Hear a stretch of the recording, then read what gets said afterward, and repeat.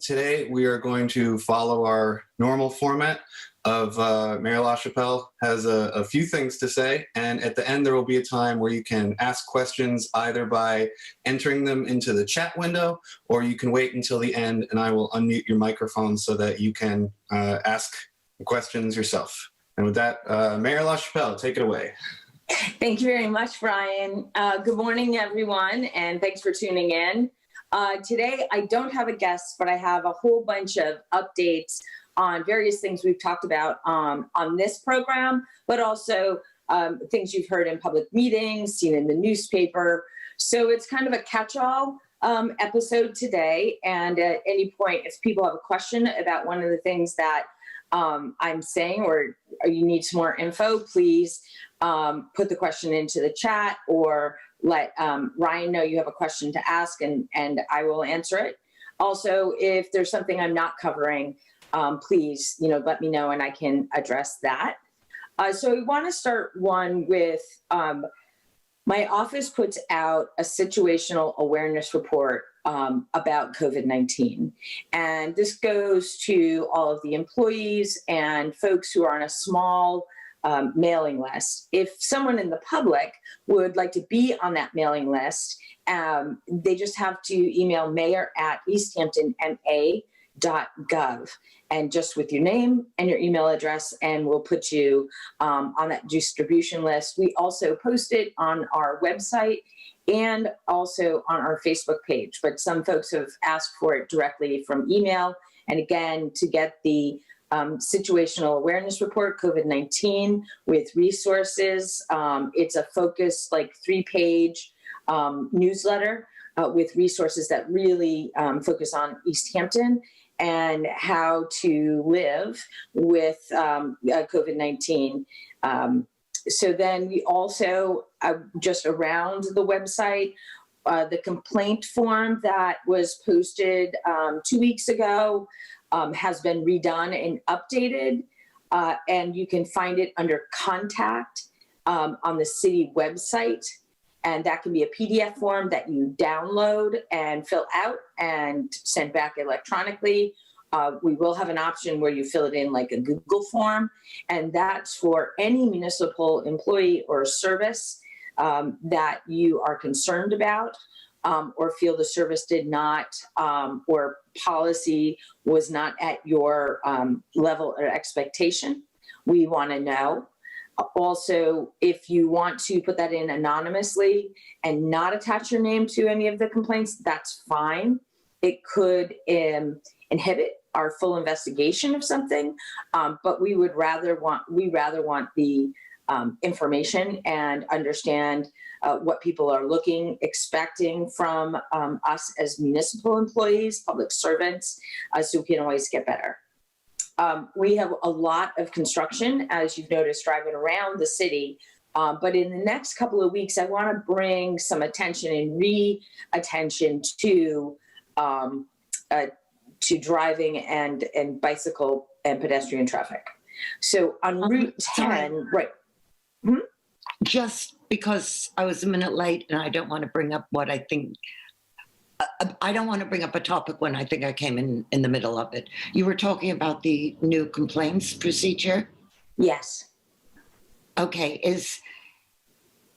should we go through a different form or just email whatever it is, mayor at, because I've been just encouraged to do that a few days ago. You can email me directly at mayor@easthamptonma.gov. Yeah. Or when you go to the website, it says contact, to contact us, and the form is there. So you can do it either way. You can also call the office and schedule an appointment. Not going to launch into the phone, especially at the moment when you're all remote, but thank you very much. You're welcome. So on construction, so Route 10 by Cumberland Farms and River Valley Market, we'll start paving that section for the turning lane and also the straightening of Lyman Street. So that traffic, expect delays there. It could go down to one lane at any given time as we're trying to finish that up by the end of July. Maple Street, we'll be doing some paving on Maple Street in the next week or two to smooth that road out, make it a little easier for cars and trucks, but also riding your bicycle and walking. The two roundabouts in the city that are being built, one at 1 Ferry Street, you'll start to see at the end of Ferry Street where it connects with Lovefield Street and Pleasant Street. A lot of the construction will be moving up to those roads, and you'll see the flattening and build out of the actual roundabout and parking spaces. So traffic on Pleasant and Lovefield on the top of Ferry may go down to 1 lane or very narrow lanes. So please be advised to that. Also, the school on Park Street, the middle school, is transforming into our pre-K 8 school. It's really exciting. I encourage you to go onto the public school website and take a look at the pictures. It's, the steel is up, and you can really see the bones of the school. On top, we'll have a roundabout that's starting to take shape. You can see where it's going to be, but paving and more heavy construction to get that finished by the end of August has begun, and Park Street at different times will go down to 1 lane. Most of this construction happens between 7:30 and 3:30, but certainly given the weather or the ability to get the project done more quickly, those traffic, the congested areas might go past those hours. Additionally, there might be some Jersey barriers or traffic redirection signs 24/7, as sometimes you can't fill in a hole at the end of the day. We got to come back. Also, DPW has been doing a lot of storm cleanup.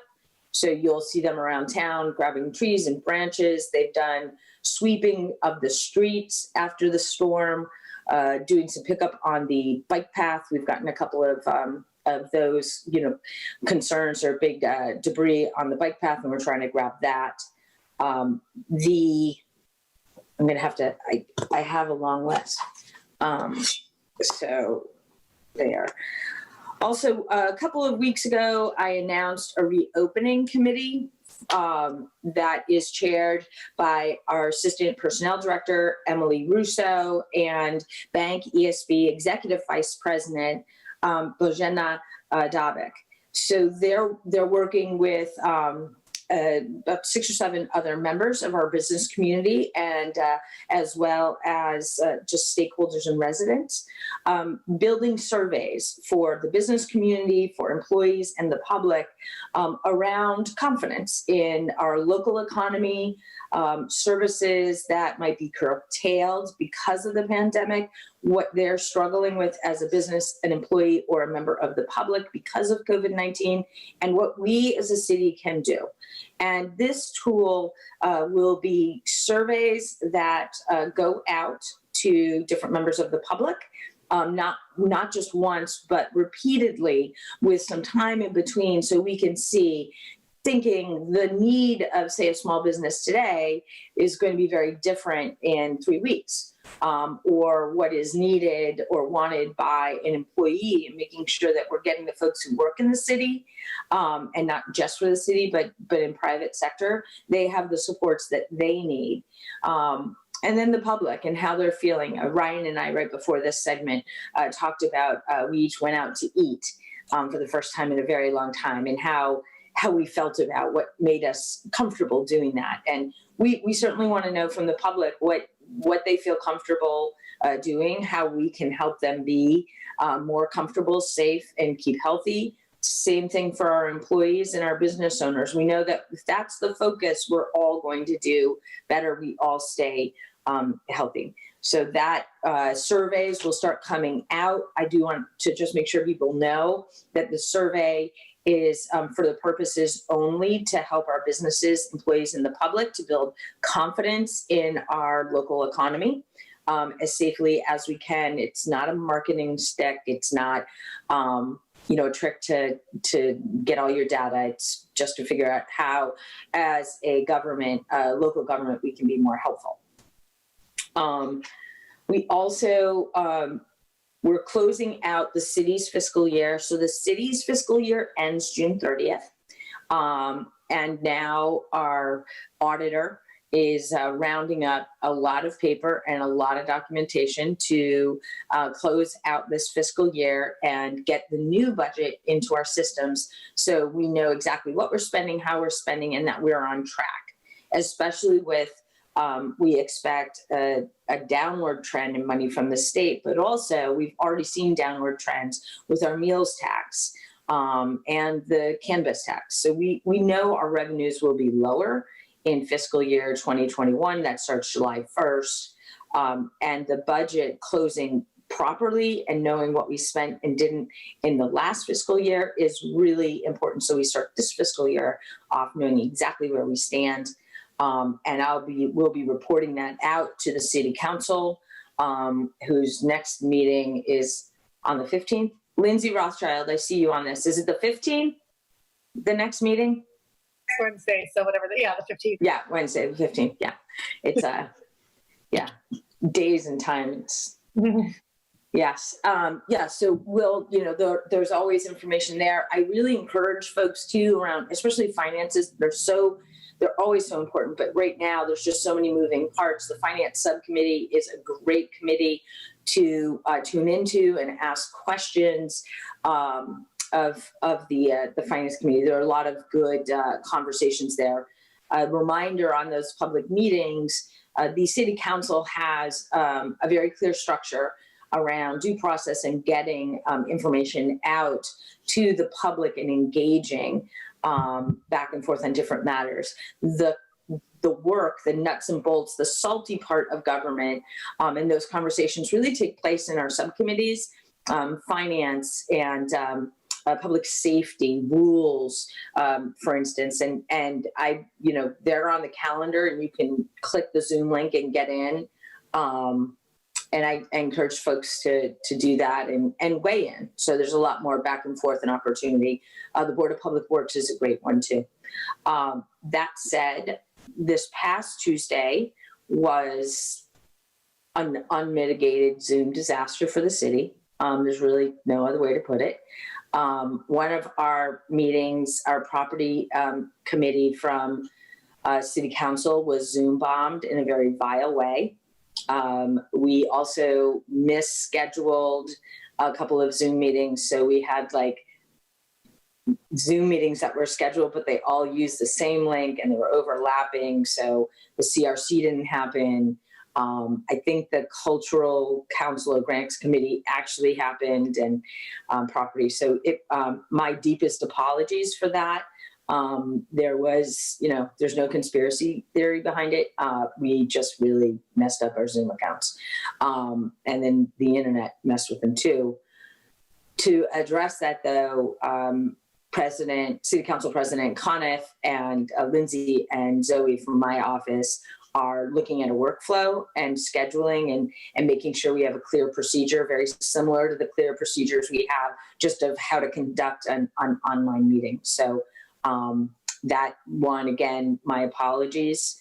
The Community Relations Committee, we're trying to get that scheduled as soon as possible because we had a very important presentation of a knee is not enough is going to come forward and do an overview of their mission and what they want to see for Easthampton to push and demand economic and racial justice in our city. So we want to get that before the public as soon as possible.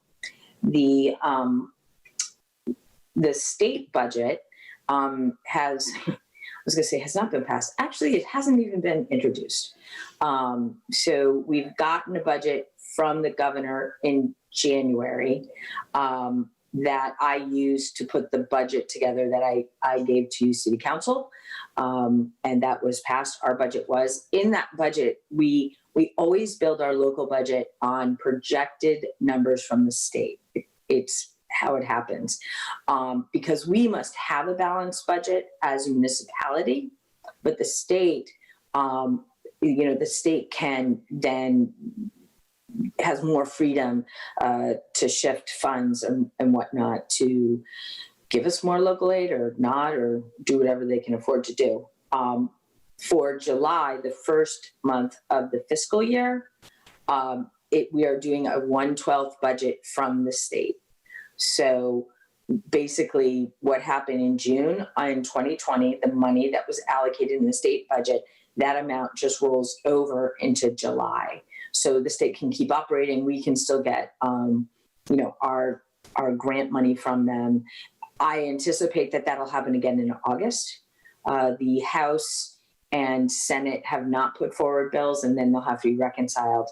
What that means for Easthampton is a little more uncertainty going into the fall, where I was really hoping we would have a state budget by the early fall, and I'm not holding my breath for that. But our financial plans stay put and are going to stay intact in Easthampton, and we've planned for not knowing some key numbers and estimating them downward so we can handle our expenses with lower revenue. We have received some CARE Act money to help us address COVID-19. That does not replace the revenue we have lost either from the state government or from meals tax, which is a really big deal. But it's a tight year and we're going forward very, very cautiously. I have asked, and they have agreed, the city council to do a full budget review in the fall, very similar to what we just did. So we all know where we are with funds and what the effect of on government will happen based on the money that we have. Around that, the rental relief program, city council voted $300,000 of our CPA housing money into a rental relief program.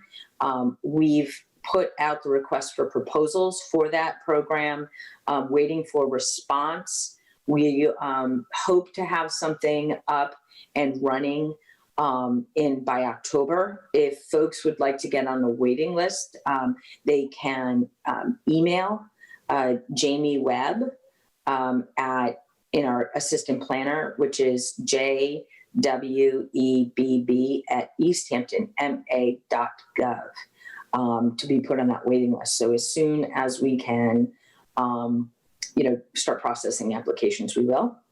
Applications also for our small business relief fund, the sustainability grant that the Chamber of Commerce is helping us administrate, kicked off on July 1st. We started receiving applications and they're being reviewed by a small committee to just kind of check the box. The funds are first come, first serve. But it was great to see that people were accessing that. At the same time, it was pretty heavy to see, just how many people needed that help, and we're very committed in my office, and I think I can speak for city councilors too, to helping the businesses where we really want to be your partner to get through this. It's really the only way we get through this time right now is together. The COVID-19. So just a quick update. We're in phase 3. So phase 1, phase 2, phase 3, then there's a fourth phase. The third phase is very different than the first two phases in that one, it'll be the longest phase. So a phase needs to be at least 3 weeks. Phase 2 was stretched out a little bit for certain industries, but for phase 3, it will be more than 3 weeks, because phase 4, we need a vaccine, right? Where we really start getting back to the new normal. So some of the restrictions that have been lifted or loosened or recategorized around groups indoors and groups outdoors, please read that guidance really carefully on mass.gov/COVID-19. So you have some flexibility, restaurants that are opening. I would say that we'll see a little more or a little less restriction on social and business activity, maybe in the next 10 days, and that would be phase 3, part 1. And I expect that there will be a phase 3 Part 2 and phase 3 Part 3, not only to open more of our economy and our communities, but also to adjust. So this is a phase that I think folks should not be surprised if something gets rolled back. And we've seen that in other states that have reopened much more quickly than we have, is that they've had to roll back parts of the phases. We saw a little bit of that with bars, where bars originally were going to be reopening in late phase 3. They've been pushed to phase 4. Some of the youth sports leagues, parts of them can start now. But that might change going forward, given any spike in infection, but also the nature and numbers of youth participating in those sports. The same for adult league. As always, our health agent Bree is happy to answer questions. She's posted a lot of information on her webpage. Also, the Facebook page is a really of the health department is a great one to follow, and mass.gov/COVID-19 has all of the updates and the graphics for the different phases. I know a big one has been larger events like weddings and celebrations, and how to do that under a tent, and what that is. You're looking at about no more than 100, and it's 8 people, no more than 8 people per 1,000 square feet.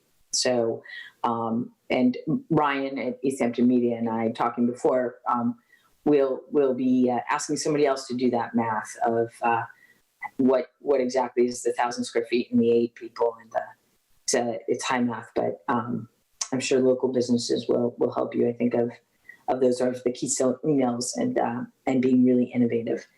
The rental relief, it's the longest phase. Bump, bump, bump. Bear with me. I appreciate it. I think it bears,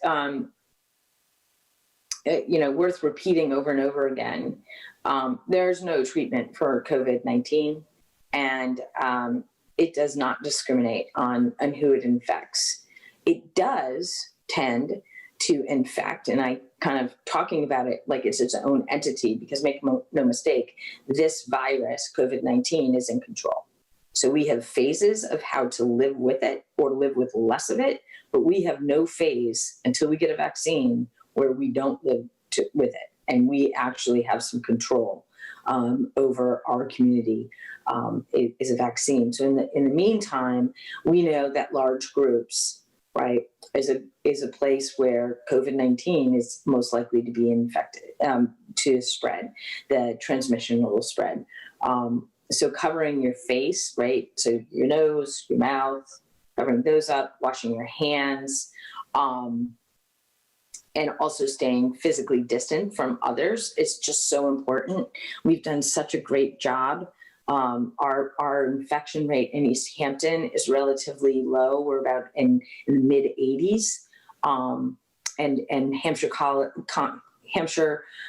County in general, we're kind of holding it pretty low. But that said, you go to Hampden County, and just the sheer numbers and socioeconomic, the disparity, right? Our Black and brown communities, the infection rate is so much higher, and folks need to just be very careful if they're traveling to a more crowded city. They're going to Connecticut, New Hampshire, and Maine. Even though these rates of transmission are low, it's possible. And a lot more and more we know people are traveling and they are asymptomatic. I would also say one positive COVID test or one negative COVID test tells you where you are in that point of time, but there's no evidence to suggest if you are positive on one day that you will then be negative 2 days later and can be reinfected. And we've seen some of those cases in Easthampton where somebody has been tested positive, then negative, and then positive again. So it's good to know and important. And if you feel you should get tested, there's CVS testing that are pretty backed up right now, but also your primary care provider. If you feel like you've been in close contact with somebody who has COVID-19, or you're high risk and you feel like you have symptoms, please contact your doctor, or give a call up to the great people at Cooley Dickinson, which has really been a great community partner in getting testing done for our first responders, but also members of the community who have been exposed or are showing symptoms. We have a new newspaper in town, The Reminder. It's delivered to every house in Easthampton. It comes folded in a blue bag, which I meant to put over here. The blue bag is biodegradable and certainly reusable. The Reminder papers, there are about 6 of them throughout Western Mass. It's a free paper. It basically makes its money on ads, and this paper will only cover Easthampton, Westhampton, and Southampton, which I'm very excited about, because it's been a while since we in this area have had something focused on us. With the media market, it's ever expanding. So Easthampton is competing with Holyoke or Worcester and Northampton and Springfield for news more and more. And by the sheer size, we just don't get the coverage that not only we used to, but the coverage we deserve. I really welcome the Reminder, and I look at it really coming at just the right time. As folks are looking for information that has been verified, information that is given without snark or, let's say, bias. Or unclear what is opinion and what is fact. This is a great tool for us, and you don't have to get online for it. It's low tech, old tech. The pictures are great. You can see, I'll just point out, Lindsay made the front page of a paper. Nice, Lindsay. Counselor Rothschild and all of it. I will just say, it's just a great light. It does have a lot of ads, and local and coupons. It kind of ruins me of the days, I read the paper with my gram, but the content's really great. So, and they want to know about what's going on in Easthampton, and I encourage you to reach out to there. So it's 10:30, so I'm gonna button it and ask for questions, and maybe Counselor Rothschild has something to say. No, she says. So do we have questions? There are some questions in the chat, yes. First one is from Sarah Mitchell, who would like to know how often are these being distributed, the newspaper, and when does it start? So this is, okay, so it started last week, and it's distributed once a week. It starts on Wednesday, so I think half the city gets it on Wednesday, half the city gets it on Thursday. So I got mine this morning, but my mom on the other side of town on South Street got hers yesterday. And they are using the distribution routes that the Republican uses. So you might see like a Republican newspaper truck, and they'll be, but everybody gets one. So it doesn't matter if you subscribe to the Republican or the Gazette. So once a week. Okay, and Elaine would like to add that it comes in the Republican also. So if you get the Republican, it comes that way as well. Great. All right, Louise has a couple of questions. Louise, would you like to? I see that you are unmuted, so I will hand the floor over to you. I'm unmuted. Yep, you are unmuted. Am I? Okay, and I'm sorry for all this. But hi. That's the purpose of it, Louise. I'm delighted. Might not be when. Okay, the first. The first is Tuesday night, and I'm in this kind of weird position because I happen to be part of on the ECC. I've just become committee member, which was Peg came into us and said, we've got this problem. Can you please all leave your meeting? We're going to have to resume to finish it. It's not done. Yeah. And at the same time, because I'm a member of AKEEN, I was getting bomb blasted with everybody trying to know. And I heard you say that, but first, you're not making a statement here. There's a lot of suspicion. I'm sure that doesn't surprise you. And there are a lot of people who went to, reorganize their private meetings. And the second thing I just wanted to say a little bit, because Lindsay's not here, and I heard that there's now going to be a committee, but this is kind of the common theme in a lot of things I was going to raise. Yeah. Why did it take till something went wrong? This is Zoom. One would have been a lot of us who, as residents, have had interactions with town hall. This is absolutely typical. Oh, come visit us. Oh, drop it in the mailbox. Oh, just give us a phone call. There are a lot of the overall ethos and atmosphere there is very old-fashioned, very last century, and very much we've always done things this way. And if you question it at all, it's obvious that you're a troublemaker and you're difficult and it's very unwelcoming. I've had that, but I think people who are younger and more thick-skinned and don't have this probably were able to shut easily. So my overall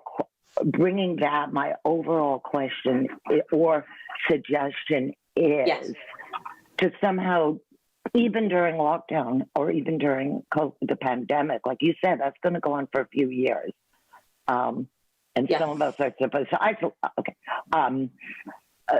to somehow change that culture a little bit, or somehow be looking at all the different points of communication of public access and being proactive about making, like maybe those are more important than some of the procedures that they're still trying to follow, which don't lend themselves I mean, okay, I won't get off, but we have a ridiculous one going on to do with funds. ECC receives funds, disperses them, and none of this can be done online. You have to go into town, apparently. And since I don't know the details, I'll just drop that as another kind of example that I don't know what you can do. Just maybe starting to move it a little would be easier.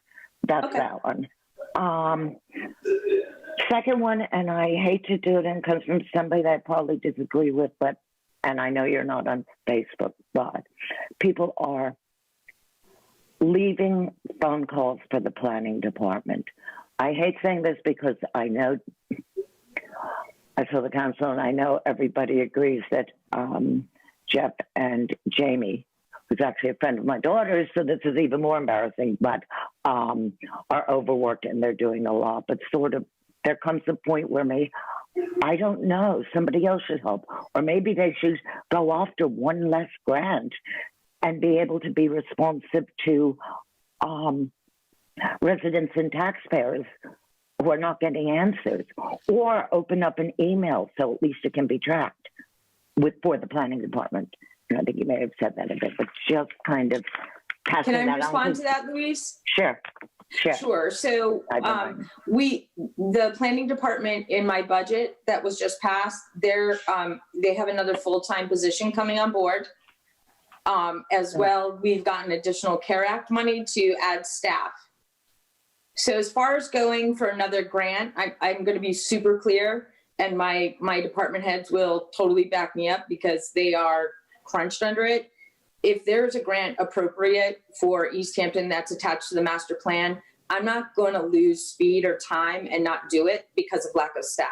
I'm going to get more staff. And while it might hurt public service on a daily basis, I don't ever want anybody to say that the can was kicked down the road when I was mayor. We are not in a place to do that. And economically, as well as socially, quality of life and equity in the city, those grants have to be gone after. And once we get them, they are maintained. And I'm adding staff as fast as I can. I mean, it's also the middle of a pandemic. And if anyone knows the planning department, they're extremely responsive and they're working all over the place right now, getting so many things done. And it's not that they want to talk to individuals, They're getting back to people as soon as possible. But if we're not going to pay $22 million in the next 5 years for our infrastructure, because we have to, because of state and federal mandates, we've got to go after those grants, and they're technical. Like, unfortunately, our government, especially on a state level, is competitive. We have to compete for those grants. So, I mean, if folks are not getting answers from planning department or any other planning or any other department in the city, please, call my office or email mayor, and I will make sure somebody gets back to you. But I'm not backing off grants. Yeah. Well, if that's an option, that's fine. It's just, like I said, I sympathize, even though I actually think I disagree with the person. Yeah, and I hear the frustrations. Yeah. And we've got 1.5 people coming on. Like, we're hiring. Yeah. I think Kathy Gray, I see you got your hand up. Did you have something to add? Yeah. I don't want to talk over the mayor. I'll wait till she's finished. No, I'm done. I actually wanted to respond to Louise and really support what you're saying, that, the work that Akin is doing is so important and it's so vital, and you're doing it under the worst of conditions. And then to be confronted with technical and communications difficulties has got to be really frustrating. I'd like to point out that, these Zoom meeting difficulties are not unique to Easthampton. In fact, Easthampton is doing better than a lot of places. Springfield Public Schools, we all went on Zoom overnight. And we had the same thing. We'd had, 2 or 3 meetings coming into the same room at the same time. And I'm sure you're all aware of the hot mic gaffe that occurred in Springfield last week. These things are a normal part of the learning process. And I hope I'm not speaking out of turn to say I hope to help facilitate this kind of thing. I also think that, we are extremely fortunate, and I'm speaking as a scientist now, that very low-tech measures are extremely efficient in reducing the spread of the virus. A mask, a little distance. We are very lucky. We are very lucky. And so now we really do need to develop new business models and new ways of making business people in our community successful under these conditions. And that is an ongoing discussion for sure. I'm a little concerned too. I'm sure we've all heard our wonderful president telling the world that he would cut funding to public schools that use an all online model in September. Now that's only 8% of our school budget, right, is the federal funding. But 8% counts. Oh, yes, it does. Oh, yes. Yes. And we still, Yes, we it have does. 3 possible models. Yeah. And we have not decided and cannot yet decide. Right. Yesterday, there were 50,000 new cases of COVID. That's the highest since the outbreak began. Yeah. We have no idea. And then coming down the line, we're going to have, a new swine flu, the seasonal flu, equine encephalitis, West Nile virus. So we don't know. We have to develop these systems, and it's nobody's fault if we're learning now. And like you said, the virus is not under our control. No. It won't be until we have a vaccine. So I think that we all should raise our right hand, place it on our left shoulder, give ourselves a huge pat on the back, Louise, Mayor LaChapelle, everybody here, because we are really doing a heroic job under just awful. It's a slow moving mass casualty is what it is. So no, that's unfortunately. I don't know how Louise feels about that, but I would, you remind me of 2 things. One, with the public buildings in the city, people are starting to work back in them. And actually part of that, Louise, is us starting to put technology now permanently in place, and not just the hodgepodge of we all have to get on Zoom. So I'm hoping that gets, and I know we've added payments onto the website, and we need to redo the website. I'm hoping that project starts in the next couple of months. But there are some things that people need to do in person. And so we're putting up those 2 tents in the parking lot for marriage certificates or birth certificates and death certificates, but as well as meeting with the assessor and planning department for maps. So we hope to have those up by next week. And the second thing, and Kathy, you reminded me, so, the schools are a huge concern. And I was on a call yesterday, and I mean, our administrators and our teachers right now, if this was a typical school year, would be prepping for the next year. And right now they're prepping for a school year in 3 different ways. And on top of it, taking a curriculum, right? So this one curriculum, putting it into 3 different models. They don't have guidance on food. They don't have guidance on transportation. They don't have guidance on testing. It absolutely made my head twist when I was on the call yesterday, and just a great group of teachers and people from the Mass Teachers Association, putting forward, their concerns, but also their amazing efforts, and what can we do in the face of what's going on.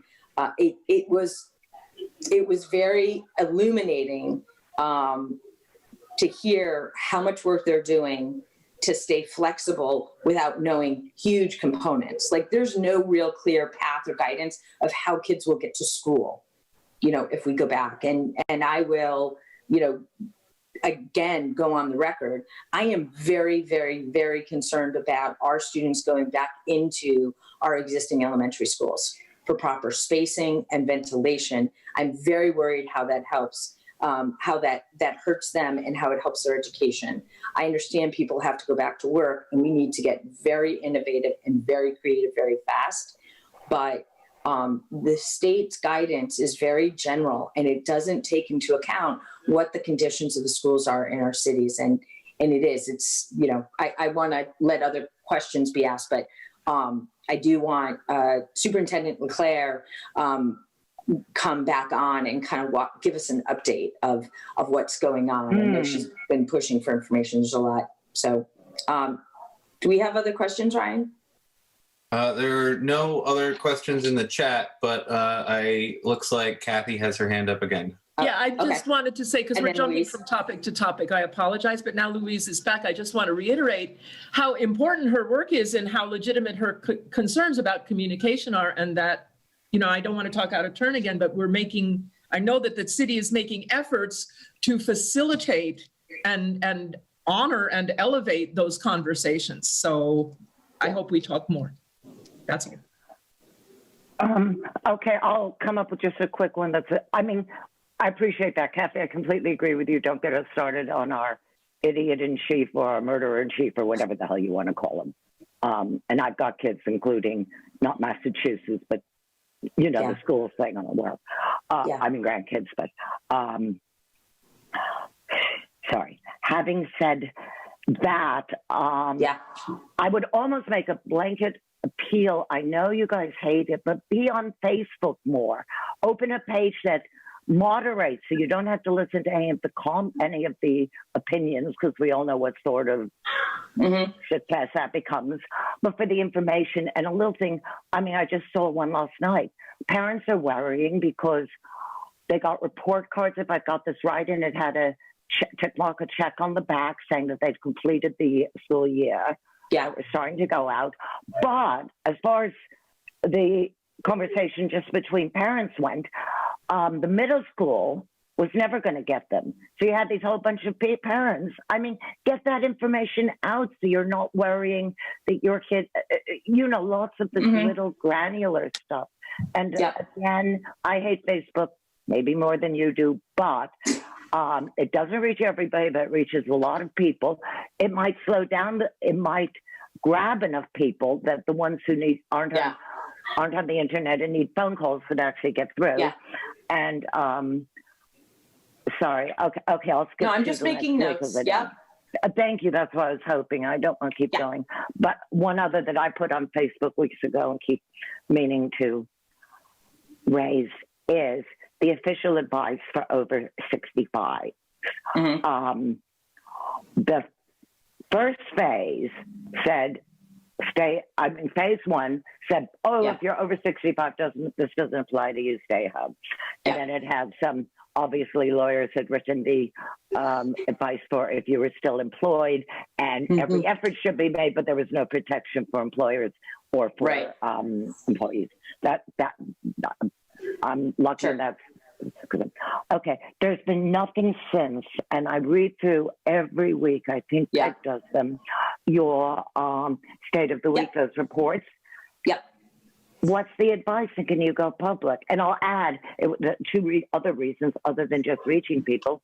Yeah. A, it would help because if we are still supposed to isolate, which I thought understood, and I've been under a lot of pressure in a lot of places.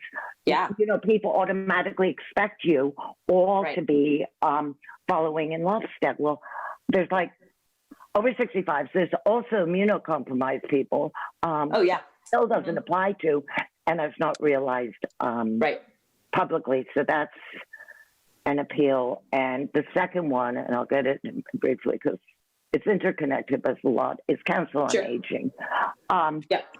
Their response to people who have grants to do there, and it doesn't matter, to do presentations, is that September is a possibility. So they're only postponing, you know, things that were Yeah. grants funded to September. Now, I don't want to get into that one, and apparently the person knows them much better and can negotiate through this. But what the... And Friends has sent out something, as or neighbors or whatever they call them, and like these are the official senior resources. What is going on? If there's are they talking about reopening facilities or anything in September? I mean, you've been talking about the town hall and all, and can you see what I'm getting at? And Yeah. So like I'm the talking feedback about and all, the public. Yeah. Because So the council- are we different or are we not different from? I mean, you're opening public access. You're starting with the tents for people who have to, and that's great. Right. Yeah. But again, somebody will be saying to me, "Well, why don't you go down to do this?" I Right. believe I'm not supposed. I don't know, and there's probably lots of others like me. So if you could, I'm Sure. sorry, if you could disentangle all this. Yeah. So bit of guidance. all the public buildings include the Council on Aging and the public safety, parks buildings. So and it's my mayoral order that's keeping them closed to the public through September 1st. So if the Council on Aging is saying we might do something in September, they're waiting for me to look at the health data to make sure that it will be okay. The Council on Aging, like City Hall, like our elementary schools, is a very compromised old building. It's very hard to get proper ventilation there for what we know of the virus. So the Council on Aging and Brendan Rogers, their director, and their outreach workers are doing just that. They're going out to people. They have done some things outside the side of the building, and they may be scheduling things in the tent at 50 Payson. And, you know, I mean, people need to check in or look at some paperwork, and it's just hard to do that online. As far as guidance for 60 and over immunocompromised folks, the guidance is to stay home still as much as you can, and also wear the face covering, follow the basic guidelines. But when we're talking about lifting restrictions and guidance as far as number of people, like in a room or whatnot, over 60, the strong advice is not to be in groups like that, not to be in a group of 10 that's spread out through, say, 1,000 square feet. The transmission as far as droplets and aerosol is very inconsistent. We're getting more and more information. But what I will have, I made a note, Louise, I'll have that new information. I'll have the updated information for 60 and over. We'll get that from the state and we'll plug it into that report. So you know exactly what is going on. I do not anticipate during phase 3, those who are over 60 or have medical conditions, I don't see a lot of guidance saying participate in medium-sized groups or whatnot. I don't, because the scarier thing maybe based on age and medical condition is it's not even about a vaccine. There's no consistent treatment to mitigate the effects of COVID-19.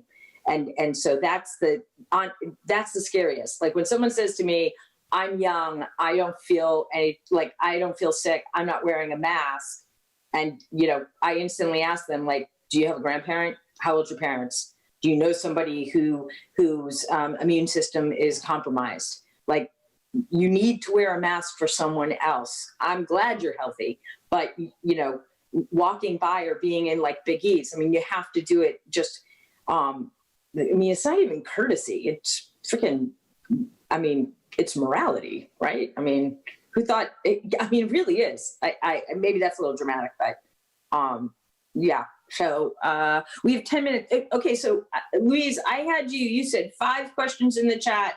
I got you at 4. What's the last one? And then we can ask if anybody else or see if everybody else. I saw Peter had a question. There's one more question in the chat, but okay. I'll let take Peter's first because. Okay. Yep. And then if you have time, because yeah. Okay. Thanks, Louise. What do we got, Ryan? All right. Peter Marks would like to know if we could use other city buildings or rent space for the schools. And he says, I think it is vital for the social and emotional development for the kids to go back to school. And Zoom is not the solution, particularly for kids who are on IEPs. Peter, and I agree. And looking at other spaces in the city and renting even is definitely on the list of what we can do. Like, and we're looking, again, hats off to the superintendent and the leadership team. There's nothing off the table, and just getting more space. Like, talk about a low tech solution to this. It's just more space, especially for kids who are on IEPs and, just the general social emotional, interactions, development, and maybe, I'm not the superintendent, I'm not an educator, but, what are activities, what are engagement tools we can do with our students that maybe are outside or in, a not typical education space? We've got to look at everything. I think of Nature's Classroom, right, where it's usually a special thing you do, but maybe we have to consider that. But the idea of looking at different space like that is definitely on the list, and you might see some reconfigurations in public buildings. Like, not off the table that there would be classes or educational activities happening at 50 Payson. So, that's all. I'll just, I'm worried about our buildings, but I'm also very understanding and committed to getting kids back into a person-to-person groove. It's really important, but of course it won't look like what it did in April. Other questions, Ryan? Is there anybody else who would like to ask a question? Louise, did you have a follow-up on your 5th question yet? Otherwise, the chat is clear at the moment. Great. Go ahead. Yeah. Okay, I did, but I'm just going to make a quick statement because this is difficult for me. Council on Aging, I have tried to avail myself of their services for 2 years. They're fairly insular and they are very restricted to a certain kind of senior, a long term.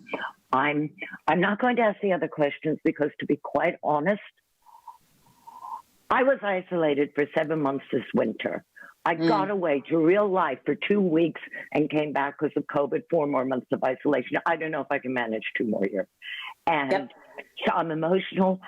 And the assistance I would have needed to have transformed my life here to do with access and transportation and everything was exceedingly minor. I don't know how many other stories there are out there. I've started getting around a little more. I've heard a few. Sure. It's kind of too late now. So I get too emotional on and off to really discuss it. But at some point, Easthampton should, a lot of things you're told, we do it this way. We've always done it this way. We'll make a separate special exception for you. that doesn't make you feel welcome. Oh. Another thing, they've got a separate men's group. And I think I know why, but I forget to put my preferred pronouns half the time because I'm old.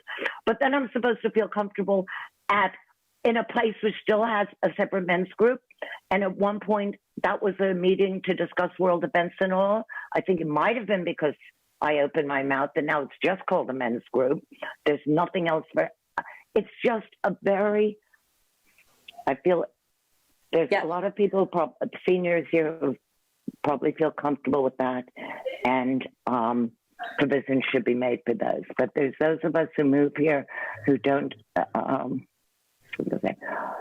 who moved to Easthampton, and because of the vibrancy of the culture and everything that's around for younger people, you kind of assume that it's going to be a bit more welcoming if you need a bit of help, a bit of an assist, because the sort of physical things that start hitting you. And I think I'm just making notes. Thank you. Okay. And it's just, I mean, I know everybody's crazy. I mean, going crazy, pandemic, depression coming, everything else. But I just wanted, Thank you. Get that out there. I hear you, Louise. And no, and thank you. It breaks my heart to hear you say it, but I'm glad that I'm hearing it. And I'd love to have a further conversation, but you've also given me quite a few things to look into, which, I will follow up and take a look at those things. Okay. And I'm sorry for yes, we are all carrying burdens, and no one person's experience is any better or worse than another's. It's just not, it's all relative to us as individuals to carry that. And I feel you. So, last questions, any roundups? I've got a couple of things to go. All right. So what I will do, again, this is really informational for me. I do want to give kind of a forward, a preview of guests that will be coming up. I'm looking to have Representative Carey back on to talk us through about the budget, but also schools and police reform and law enforcement reform bills that have